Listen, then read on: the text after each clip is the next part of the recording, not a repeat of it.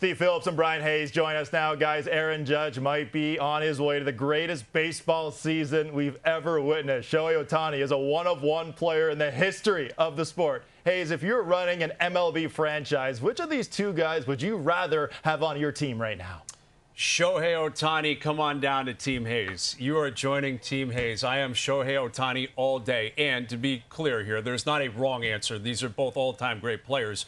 But Shohei is younger than Aaron Judge. He is mashing, not quite at the same level as Judge, but we've seen it at different points in his career, including this year, where I think he might hit 60 home runs. And this is a guy that, albeit DHing ever since he arrived in L.A., I do think at some point he gets back on the mound and then the unicorn arrives again. There's also a winning element to this. Shohei has won. He has proven he can show up big, relatively limited sample size come playoffs. But Judge doesn't have the same element to his game in terms of the playoffs and what he does in October. And, Steve, I'll end on this. There is a business component to this. Yes, I'm a GM and I'm building out a team, but I have an owner, right? And my owner wants to make money. Aaron Judge is continental. He's huge in the U.S. He's big in Canada. Shohei Ohtani, there's no one bigger around the world. I will take Shohei all day. Well, Brian, you are 100% right if it's just about the money. But if it's about winning, I'm taking Aaron Judge. And here's why. His OPS is 90 points higher than Shohei Ohtani. His slugging percentage is 90 points higher than Shohei Ohtani. His OPS plus is over 50 points higher than Shohei Ohtani. Offensively, he is head and shoulders better than Ohtani. And Ohtani's great. But Aaron Judge is having a historic season. He had an historic season last year. He set the American League record for home runs with 62 in 2022. And so you look at all of the performance from Judge. Yes, he is a couple years older, but there's no signs of him slowing down. In fact, he's getting better. He's more patient. He's starting to get the Barry Bonds treatment. We're starting to walk him a little bit more because they're so fearful of him. Plus, he's the captain.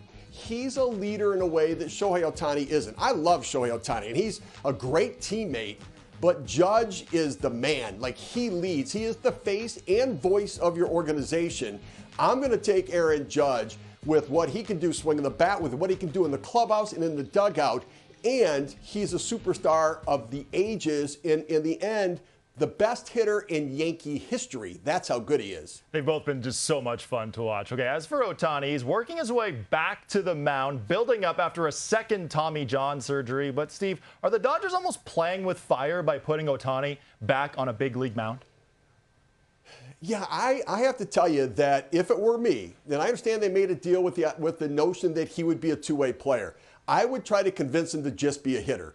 I understand his value might be greatest as the two-way player. However, it doesn't benefit the other pitchers on the staff. It means everybody else has to pitch in a six-man rotation. It messes up everybody's rhythm. It messes up everybody's routine and their preparation. So yeah, it might work for him, but it is an issue that everybody else has to adjust for him.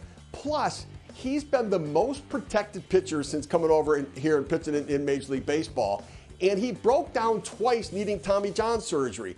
The reality is, I don't know if they can protect him anymore, and he's ultimately likely going to hurt that elbow again. And if it happens to be in April or in May, then you lose him for an entire season. I can't risk that. I'll pay him the big money he's getting just to be a hitter.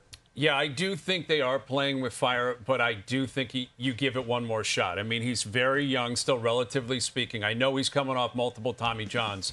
And it is an embarrassment of riches because the Dodgers are loaded, and we know that they're always going to have pitching options. But this is not a guy who's just doing this because he likes it, because he has fun with it, because he's going to give you a 4.50 ERA and be a decent pitcher. He has Cy Young stuff, and he is signed long-term. So even if he does miss another year, which would be catastrophic, I understand that, and they're in a win-now window right now with L.A., I think they're in a win-now window with the Dodgers for the next decade. And even if he misses some time, I personally think it's worth a shot because of how great he is on the mound. And there is an entertainment element to this. We're talking Hollywood. Everyone wants to see Shohei pitch. I say give it one more shot. If there's another hiccup down the road, I would totally agree with you, Steve. That's enough. The bat's enough. Go down that road. Okay, really curious to see what happens there. As for Aaron Judge, he makes $40 million a year. His total deal is worth $360 million. But Hazy, given how the top of the free agent market has exploded these past couple of years, and as wild as this sounds to say, is Aaron Judge underpaid? Yes, he is. Yes, he is. He's underpaid. And I know it's relatively speaking. We're talking about a guy who is still making $40 million a year. And that's not even including endorsements, where he is the face of New York sports right now. He's making a fortune. But Juan Soto is not the same player as he is, not even close. Again, I would take Shohei. So Shohei's worth the $700 million, but I think Aaron Judge is worth that $700 million too. Vladdy Guerrero Jr. is making more money based on bulk throughout his career than Aaron Judge. That is completely unjustified.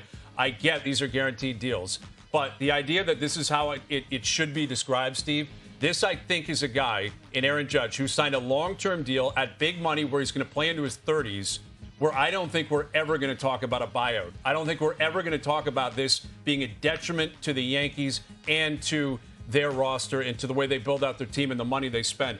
That is a true compliment because all these other guys historically throughout baseball, and I think the guys I just talked about, Soto and Guerrero, maybe Ohtani, by the end of their deal, it's not going to be good. I think by the end of this deal, it's still going to be full value for Aaron Judge in New York.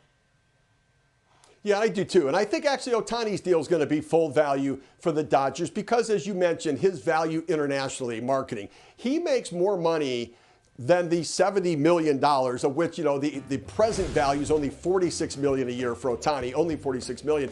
He makes more than that per year in endorsements right now. And so, I think that Judge is absolutely underpaid. And the way the market has exploded, the exponential growth of salaries for the star players has taken it to an extreme. And look, in every sport, the best player signs the highest contract, then the next guy, and the next guy, and the next guy. They may not be better, but they get bigger contracts. And Judge is going to be okay with it. He understands $40 million per year is plenty good enough for him. He's about winning. He's not going to get caught up in it. Ohtani's much the same way. He made the deal that he did so the Dodgers could put good players around him moving forward. So, yes, they are underpaid. And it does leave a funny taste in my mouth saying that $40 to $46 million a year means somebody's underpaid. Now, Hazy, I think you're underpaid. I'm just saying, and I think that you're going to have to live with that contract just like Judge and Ohtani. Oh, man. Well, both these guys won the MVP last year. You'd be hard-pressed to bet against either of them repeating this year.